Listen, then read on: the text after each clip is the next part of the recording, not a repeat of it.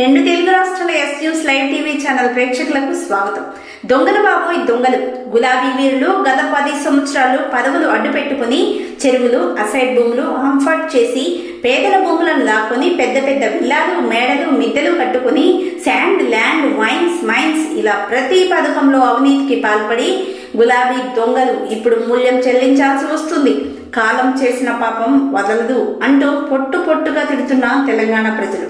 ఇంతకీ చెప్పొచ్చేది ఏమిటంటే టీబీజీఎస్ కి నాయకుడు అక్రమంగా నిర్మించిన 5 అంతస్తుల భవనం కూల్చివేసిన అధికారులు.